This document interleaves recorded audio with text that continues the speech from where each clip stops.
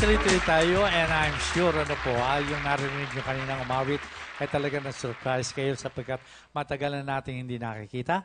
So, narito ang pagkakataon para kausapin namin at dito sa ating Celebrity Talk, kasama natin ang aking magandang kumadre, Aster Amoyo. Thank you so much, Kuya Germs. At syempre pa, magandang araw sa ating mga kababayan at syempre sa ating mga kapuso sa ibang bansa na inaabot ng GMA Pinoy TV and GMA Live. International yan, Yes. ano? Okay. Kuya Germs, tulad ng sinabi mo, we're so happy because for the very first time, ang tagal nating siyang hindi nakita at nakapiling at nag-guest dito sa long-running late-night show ni Kuya Germs na walang tulugan.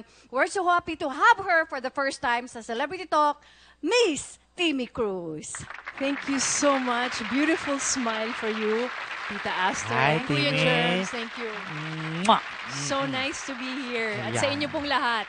I'm really excited talaga. Just Anong imagine, mga pagbabago? Anong pagbabago ang mga napansin mo? Imagine, pagbabago dito ngayon. Yes. Wow. Siyempre, si Kuya Germs parang lalong bumabata eh. Correct, correct. Pati ikaw, Tita Ang sarap Aster. pakinggan. Di ba?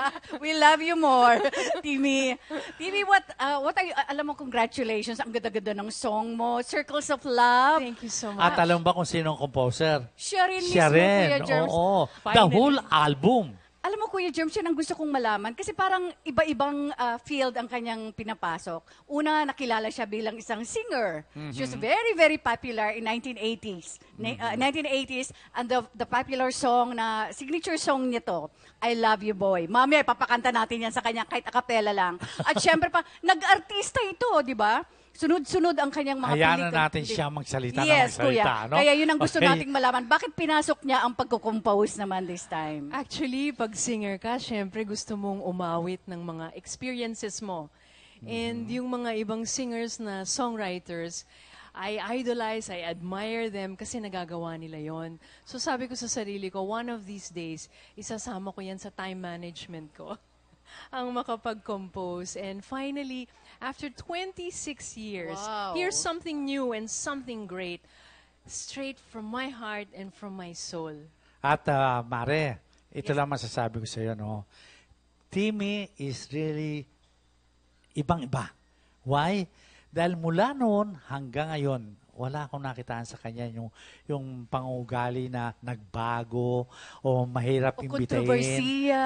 Yes, yung mga suplada o ano. Nagpapa-star. Hindi siya wala. ganun, ano? Wala. Kaya sabi ko nga, ako pa pinasalubungan kanina, may dala pa siya. Sabi ko, why Ang do that? sarap-sarap, Kuya Germs. Oo, Natikma ko, yun sorry ah. Kuya Pinakialaman Germs, ko. medyo napapaluha yata ako sa sinasabi niyo. Eh, But totoo naman eh. napakasarap pakinggan.